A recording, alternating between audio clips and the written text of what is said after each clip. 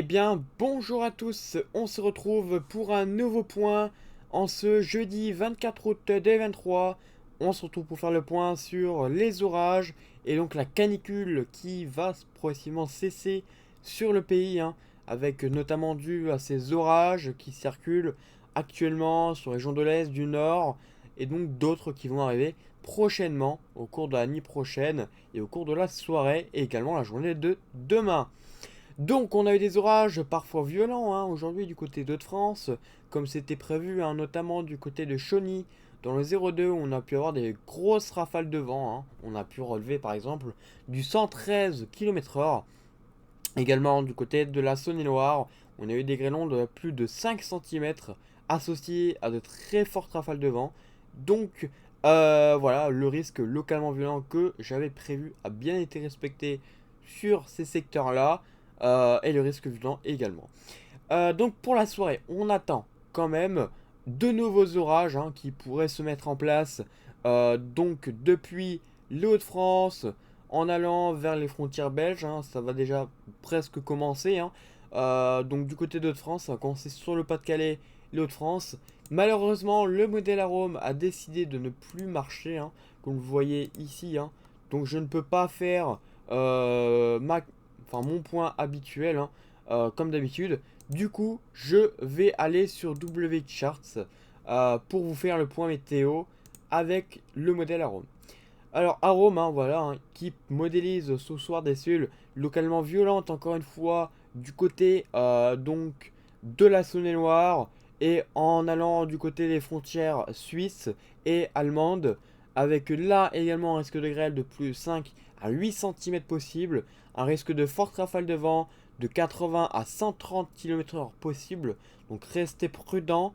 Et pendant ce temps-là, la dégradation également sur les Hauts-de-France, la dernière, voire même l'avant-dernière, parce qu'on ne sait pas, peut-être qu'il y aura encore des développements à l'arrière. Voilà, encore des orages qui pourraient être localement violents encore ce soir sur les Hauts-de-France, avec un risque particulièrement fort de phénomènes tourbillonnaires, ainsi que de violentes rafales de vent, de la grêle, jusqu'à 5 cm possible. Donc une violente activité électrique également associée, des pluies soutenues, et donc voilà, on surveillera ces orages qui pourraient être particulièrement forts et localement violents. Donc restez prudents. Une vigilance orange a été déclenchée par Météo France pour ce soir, même si elle débute à 21 h. C'est bien ce soir et à partir de maintenant que la dégradation commence. Donc également dans la nuit, des développements vont se faire du côté de la Gironde, des développements isolés, mais qui pourraient être quand même forts par endroits. On pourrait trouver notamment quelques développements assez intéressants à certains endroits, donc il faudra surveiller quand même.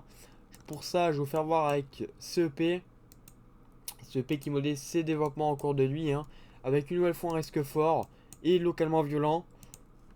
Donc voilà, à surveiller également. Donc c'est à peu près les mêmes paramètres que par exemple du côté de la Saône-et-Loire, même si les rafales de vent associées devraient être quand même un peu plus faibles quand même que ce qui est prévu ce soir du côté de la Saône-et-Loire et de la frontière suisse. Voilà, on attend quand même des rafales jusqu'à 110 km/h, voire 120, localement 130 quand même possible. On n'est pas à l'abri, sachant que le conflit Maser est quand même assez important. On n'est pas à l'abri donc de nouvelles fortes rafales de vent. Voilà, donc il faudra surveiller. Et donc la journée de demain, comme je vous l'ai dit, avec la fin de la canicule sur la moitié est du pays. Voilà, on voit enfin la fin de la canicule avec des orages qui pourront éclater de manière violente, encore une fois, localement violent. Donc depuis la Saône-et-Loire, la Bourgogne-Franche-Comté, les Vosges, les Alpes, oui, également l'Alsace et le sud, vous voyez, serait concerné par des orages. Donc, des orages qui pourraient être forts et localement violents. Pour la journée de samedi, c'est le ciel de traîne qui s'installe sur la moitié nord du pays et les orages qui vont continuer sur les Alpes, mais en perdant une intensité. Et puis bon, quelques développements quand même à prévoir pour ce week-end.